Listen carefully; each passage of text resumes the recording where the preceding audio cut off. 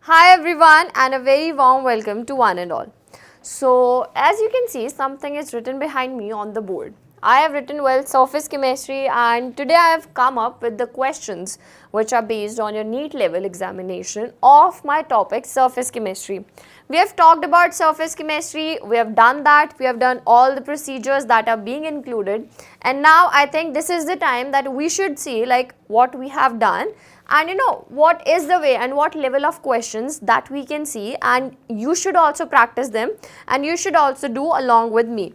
So if we start with today's class, if we start with the question session for my NEET examination. So if we start, like, let's take up the first question. What does it say? The question says that which property of colloidal solution that is independent of the charge on the colloidal particles, right? And the options they have given as coagulation, electrophoresis, electroosmosis and your Tyndall effect. Now first thing that you have to do is that you have done, first of all you should know about what a colloidal solution refers to, right? You should know about like how the charge that is affecting my colloidal system. We have done all that in the theory part, right? When we talked about each one of the procedures, we did talk about the fact that how each one that has to be done, right? So of course, if like all of the sudden the question comes, we cannot do it all the way around. The strategy that every time that we have to do is rule out the negative parts, right? So we will start with the first part. The first option it says that is coagulation. Now if you recall, what does coagulation refer to? Now when I write the term, I know this thing that when I was discussing with you about coagulation, I know that coagulation that is associated with the use of electrolytes, right? That I can say that is involved with the use of my electrolytes. Like we cannot go back into the whole theory, we just have to see the main points which are being involved into that, right? So coagulation, I know that electrolyte that has to be added. Now what does the electrolyte do? The charge of the particle, the colloidal soul that has a particular charge, right? And it takes up the oppositely charged ions from my electrolyte, and what does it do? It brings about simply the neutralization, right? So what have I done? I have involved my charged particles because I am talking about the association of the oppositely sized charge which are present in my system, right? So of course this is ruled out because I am saying I want to know that the one which is independent of charges. So first one, of course, that goes out. Then I say electrophoresis. I have done that. Now what does electrophoresis refer to? Well, electrophoresis, that was the movement, that was when I was differentiating my compound and it was being active under the effect of your electric field, right? So again it was the movement of the charges. I am involving my electric charge. Now if I have involved charge, that means that again I am ruling out the condition that they are asking me. So of course even my electrophoresis cannot be done. Then if I say electroosmosis, now I know again electroosmosis, that used to be the movement of my dispersion medium under the effect of electric field. You have done that, we did it with the diagram form, and if you would go back to the page where we did it, you would get to know and you would recall the fact that electroosmosis, that was simply the movement of my dispersion medium and in the direction opposite to my colloidal soul, right? And that was happening in the presence of my electric field. Again, if I have applied electric field, that means I have applied my charge, right? So what am I left with? I am left with the last option, that is my Tyndall effect. And what was my Tyndall effect?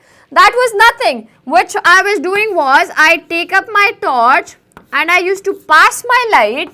I had taken up my solution and I just see that how the movement, how the enlightenment of the particular light that was happening. Did it involve any charge? Of course not. What did we see? I just see that only and only the scattering of light in the presence of the particular dispersion medium, right? So I can say that if I have to say that which particular one that is independent of my charge, that would be simply my last option, that is my Tyndall effect, right? So this way, you know, whenever you have to go for the multiple choice question, that's what we do. Do not go for the one like if you are like all of a sudden you're sure this is the answer, look up for the other options as well, because sometimes these are there to confuse you, right?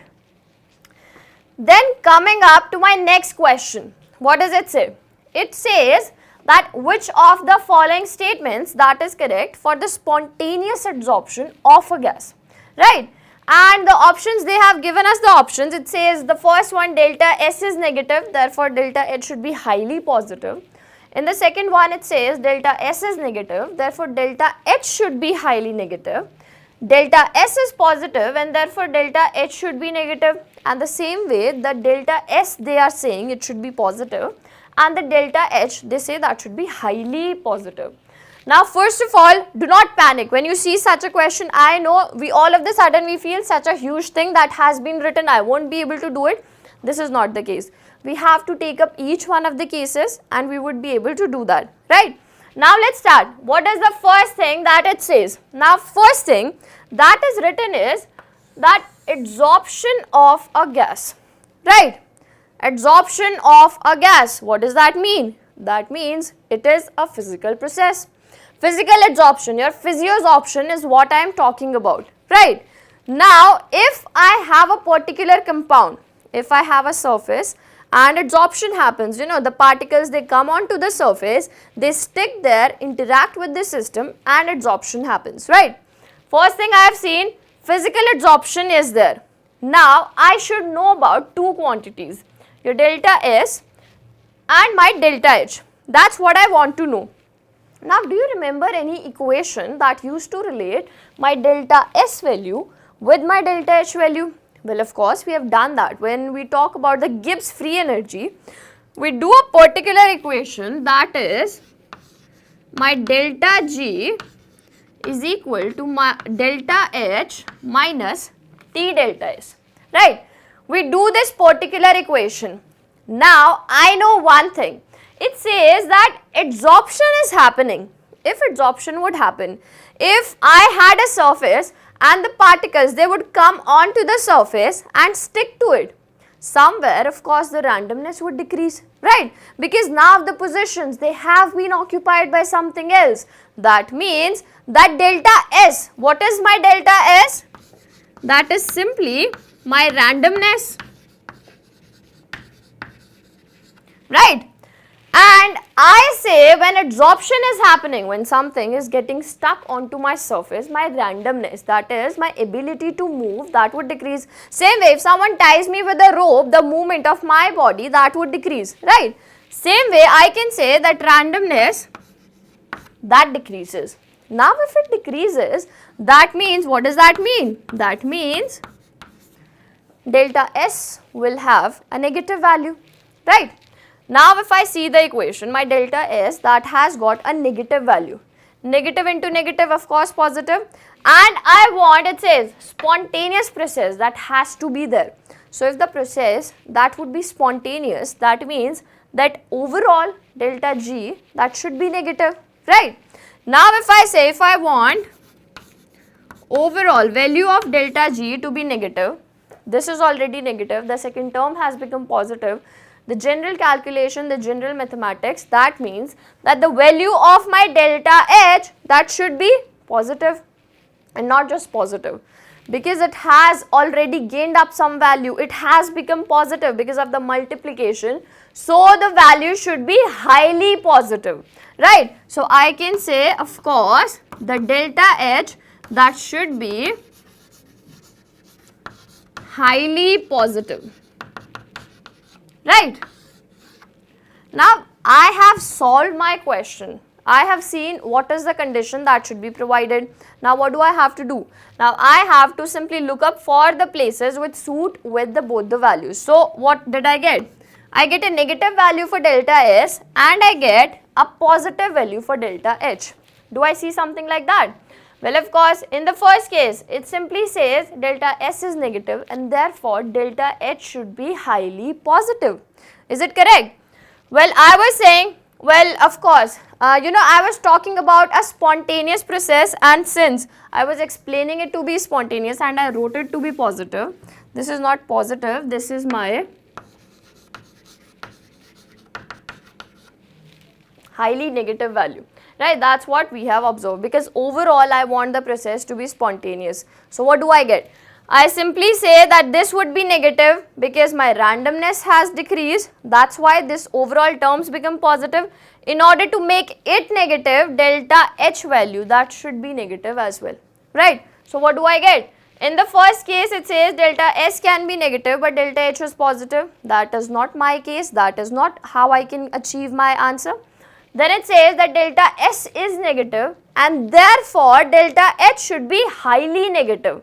Well, does that suit my answer? Well, of course it does. That's what I have seen. I proved that delta S is negative, and to get suitable or the feasible answer, my delta H value, that should be highly negative as well, right? So, and of course, we are not going to rule out, since I have got my answer, of course, I look up for other options as well, because sometimes not the complete answer is given. So let's see what in another option it says delta S is positive. Of course, right here it becomes wrong because delta S, that is negative, so I do not need to look up for that. Then I have that delta S is positive, again the wrong statement, because that was the first thing that I saw, that my delta S value, that has to be negative, right? So that way I can do that. Now coming up to the next question. Then it says that the protecting power of my lyophilic colloidal sole, that is expressed in terms of. Now have I done something regarding my lyophilic colloids and something regarding the protecting power. Alright, let's see the options, maybe then we can get an idea. It says either it could be your coagulation value, your gold number, the critical missile concentration and oxidation number, right? What does it say? I want to know about the protecting power. I know this thing. Now, first of all, let's start with the options that we have. Now, if you see, of course, you can rule out some options just by looking at them. Like my oxidation number, that does not have any relevance. I am not going to use my oxidation number in any of the context that is used in my question. So, I can simply rule that out. I can say this cannot be done.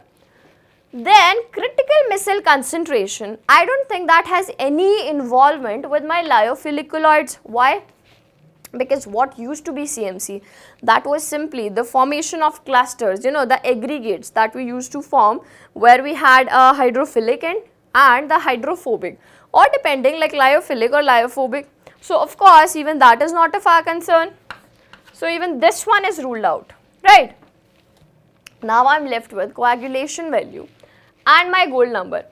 Of course, when I say the coagulation value, that used to be, that means somewhere I am talking about the amount that I require for my precipitation, right? But I particularly say for my lyophilic colloids. Now you know this thing, when we were doing the theory part, when we were talking about the gold number, we said that lyophobic colloids, if I say, you know this thing, that your lyophobic colloids, they are unstable in nature, right? If I have to stabilize them, I need to add up something. And what was that? That was nothing but my lyophilic colloidal sole. So I can say to stabilize, we add lyophilic colloid. That's what we do, right? Then after that, how did we used to do that? Now gold number, that was nothing but the amount of my lyophilic colloid, that was in milligram, that has to be added in order to bring about the flocculation. Flocculation of what? Flocculation of a 10 ml of the gold sole, which was made into a 10% NaCl solution. Right, we have done that. So what is the context? That's what we are talking about. I am talking about the protecting power. And what is that? I am talking about my unstable system that has to be stabilized by addition of this colloid, and which is further calculated. That is, in milligram, the amount that has to be added in order to bring about the flocculation of my particularly 10 gram of my red gold sol, right? So what is the answer? That would be simply my gold number. That's how the definition goes. So that is the thing, in many questions, because this is in case of your surface chemistry, you have to talk a lot about the theory. Theory is the part that what we have done. So we should know about all the definitions, every word that should be clear into my mind, so that I would be able to do that, right? Then looking up at the next question, what does it say? It says that the Langmuir adsorption isotherm that is deduced by using the assumption that. Now first thing, when I am reading the question, I should have a picture in my mind like what was Langmuir adsorption isotherm. I should have it in my mind that I have read of course my Freundlich one as well. I have done my Langmuir adsorption isotherm as well, right? So if I see the option, the adsorption takes place in multi-layer. The first thing that they have written wrong. Why it is wrong? Because the first postulate that they say about your Langmuir adsorption isotherm, that was that this adsorption that is monolayer in nature. The first line that we read. So ruled out, first thing. Then what does it say? It says the adsorption sites, they are equivalent in their ability to absorb the particles. Well, of course, we have read something like this. So I can keep it because I should keep the options to compare it with others, right? Of course, we will look up into the detailed form, detailed version. I should know about that. But for now, I just keep it. Then I have the heat of adsorption varies with coverage. Have you ever read something like that? Of course not, because every time I was talking about the coverage, I was talking about my x upon m value, right? That's what I was doing. So again, this one is ruled out as well. Then what do I have? Then it says the adsorbed molecules, they interact with each other. Is it so? Well, of course you will say no, because that was the second line that we have written when we were discussing about a Langmuir adsorption isotherm. What was it? So if I say now, you know this thing, that in Langmuir adsorption isotherm, your x by m value, what was that? That used to be AP upon 1 plus BP. And what was this? A and B, they were the constants which were dependent on the nature of adsorbent, the amount of the particle, the amount of the surface that was covered, right? Do we relate something? Well, of course, that's what it says. It says the adsorption sites, they are equivalent in their ability to absorb the particles. That's what we have done. Because it used to say simply that my Langmuir adsorption isotherm, that is monolayer. First thing said, then what did it say? And apart from being it monolayer, that is done by two processes which are occurring simultaneously, your evaporation and condensation, and these two properties where it says that equivalent in their ability to adsorb, and that's what we have studied. So of course, if I know the theory, if I know like what exactly my Langmuir adsorption isotherm is, I would be able to do the answer. So what would be the correct option? That would be simply my B part, where I say that adsorption sites, they are equivalent in their ability to adsorb the particles, right? Coming up to the next question, what does it say? It says the adsorption of a gas on a solid, the plot of log x by m versus log p, that is linear with the slope equal to. Now they have given you the options as k, log k, n or 1 upon n. Now what is the first thing that catches your eye into this? Now of course, if I have read something about this part, if I have read about my Freundlich adsorption isotherm, I would clearly look up for this thing where it says that the log x by m versus my log p, right? How can I get that? First thing I know that if I have to talk about my Freundlich adsorption isotherm, what was it? That was nothing but my x by m is equal to Kp to the power 1 by n. I know this formula, right? What does the question says? The question says they want a graph between my log of x by m and my log of p, right? And that too a linear graph they are talking about. So of course I can do that, right? Now if I start with taking the log, what do I get?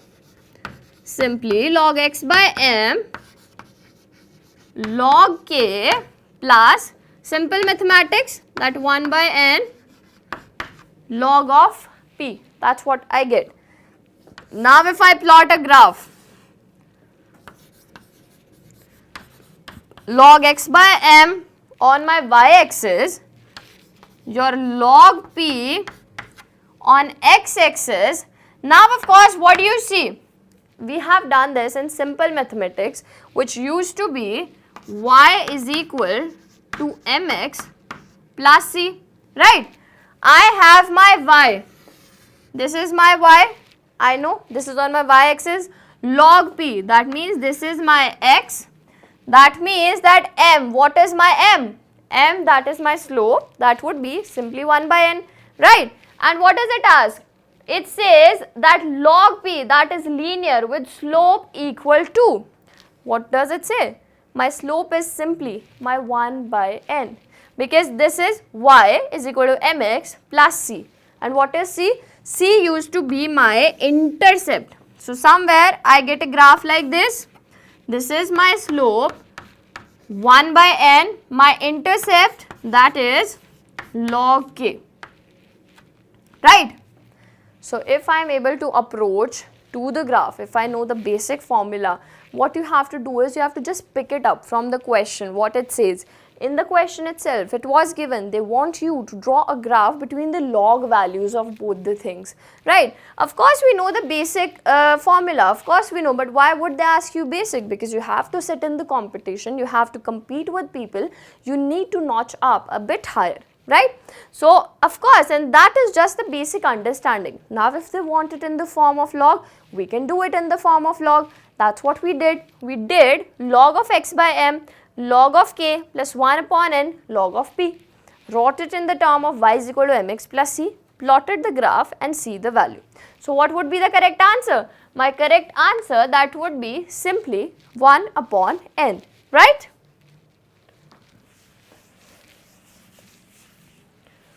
Coming up to the next question. Now, what does it say? It says, which of the following forms cationic missiles above certain concentration, right? They are talking about the cationic missile formation, right? Now, of course, if you want to do this question, you should have the idea what missile formation refers to, what is the mechanism for the formation, and how you move along with it, right? Now, if I look up at the options, it says simply my sodium methyl sulfate, sodium acetate, urea, and the last one, that is my cetyl trimethyl ammonium bromide, right? Now, what do I see? I know this thing. If I am talking about the first case, first of all, if I am talking about the missile concentration, if I am talking about the missile formation, I should know this thing, that the particular compound that should have a hydrophilic part, that should have a hydrophobic part, right? That's what I have done when I am talking about the basic mechanism, when I am doing my basic chapter. If I have the basic understanding of what do I need, I also know that my hydrocarbon part, that is always my hydrophobic, or I can say lyophobic part, and the other one, that is nothing but my hydrophilic part, right? And not just that, right now I am talking about the cationic missile formation. When I used to do it in the form of your surfactants or your detergents, what did I say? I used to collect up the negative parts. I used to take up the negative ends and make up a cluster. What did I do? Of course, in the negative end, there used to be the hydrophilic part, the hydrophobic part, how they were separated.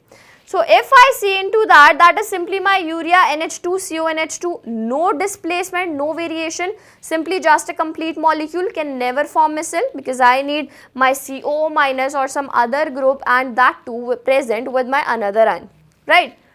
Sodium acetate, I cannot do that as well, because I do not have any long chain, I do not have hydrocarbon part, I do not have my hydrophobic part. Sodium methyl sulfate, again simply a salt, no variation, no two ends is what I am talking about. I should have the hydrophilic, I should have the hydrophobic. That's how my missile formation that can occur, right? Then coming up to the last part, cetyl trimethyl ammonium bromide. Now what do I have? I have my trimethyl, I have my hydrocarbon part, check. Then I have the positive part, ammonium, check. And then of course I have my bromide. That means that segregation of all the ions that I require, all the ions which are necessary for the formation of my particular micelle. So what would be the correct answer? The correct answer would be simply my option D, right? So what you had to see into that one was that you should know about, because I just need to have the basic idea about how the micelle formation is occurring. If I do not know, if I don't have the basic understanding what a micelle refers to, I won't be able to do it, right? Then coming up to the next question, the 7th question, what does it say? This is a simple one. It says the position of your non-polar and polar parts in micelle. Now even when I was doing your chapter, I told you this thing, that this micelle formation that generally takes up questions into your competitive exam. Because into your surface chemistry, when I was talking about the CBSE level, I said these diagrams, these procedures, they were the one which had to be focused on. And when I was talking about your competition, I said particularly about your Hardy-Schulze rule, then I talked about coagulation and this micelle concentration where I focused. And as you can see, even the previous question that somewhere followed the same strategy, the same reasoning, and even in this one I have to discuss with you how it says. Now this time it is asking me that non-polar and the polar part of the micelle is formed. Now let's see what the options are. It says for the first one that polar at the outer surface and non-polar at the inner surface. Then it has polar at the inner surface but non-polar at the outer surface. Or it says distributed all over the surface or present in the surface only, right? Now, if I know about, if I have read about the micelle formation, I would be like, even if I keep my eyes closed, I would be able to rule out the two options, right? Because I have read about the micelle formation that used to be the formation of clusters that we did with one end was inside and another end was outside. Now the question arises, I don't know about the ends, but I know at least that it was not distributed all over the surface and it was not present only on the surface. Why? Because it used to come upside, it used to be on the dirt or the grease which was present and had action on it, right? So I can rule out option C and option D. Now I have some confusion. It says where should be the polar and the non-polar part. Now if you remember that when I was talking about your soaps and detergents, I said hydrophobic end and hydrophilic end. That's what we had. Now this used to be the hydrocarbon part and this was the COO minus, the salt part, right? Now I know this thing that hydrocarbon part that used to be my hydrophobic in nature, right? So I can say this was non-polar and this was my polar part. And even if you remember just the picture of the diagram that we used to make, it used to be somewhere like this.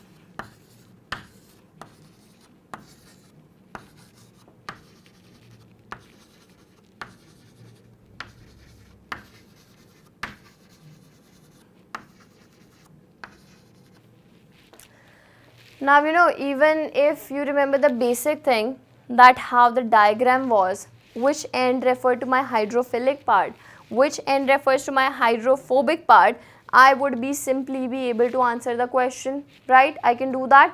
Why? Because what do I say? This chain, the long zigzag chain that used to be my non-polar part, this dot used to be my polar part and I knew how to draw it. I used to make up starting with my zigzag chain, ending it at the small point that I drew. So even if I have the picture, I can do that. Or of course, the reasoning is there. Reasoning we have done.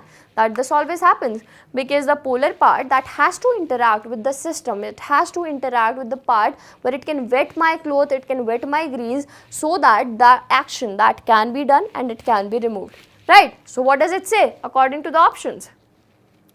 Now of course the polar at inner surface, that is not true because as I just gave you the diagram, the polar part that is outside. So of course the option would be polar at the outer surface and non-polar at inner surface, right? So I can choose that. I know have to draw that. You know, this is with every question. The first thing that you have to see is you should just start with the reasoning. Start by using the words, start by reading what they are asking you, because into this question the examiner, he somewhere wanted to know about the basic concept that I have about my missile formation, right? And if I have the basic idea, I can easily do that, right? Then coming up to the next question. The next question, it says ability of an ion to bring about coagulation of a given colloid. That depends upon, first option it says its charge, sign of the charge alone, magnitude of its charge, or both the magnitude and the sign of its charge, right? As I just said when I was discussing the previous question, that is Hardy-Schulze rule. That's what we used to do. That used to be really important. And see, we have got the question. We have got the question on the basis of my Hardy-Schulze rule. So what did it used to say? When I discuss, I said that if my colloidal soul that has a particular charge, it has to be coagulated. Now if I want to coagulate my particular soul, that can be done only with the ions or the charge which is opposite to my particular soul, right? So what does that mean? That means that my charge, that is important. I know this thing. So I can say it was dependent on my opposite charge. Then I said, totally fair, that if I have to bring about the neutralization, if I have to do my complete procedure, the ion with which it would interact, that would be of the opposite charge, right? Then what do I say? Now it is dependent on opposite charge, no doubt, but after that it said it depends on the valency. Greater the valency of the opposite charge, greater the magnitude of the charge, greater would be my coagulation. We have done that. So I said, these were nothing, just the postulates that we did. Greater the magnitude,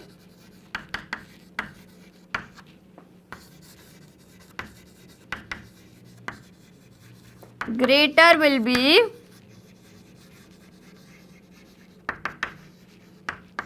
coagulation. That's what we have done.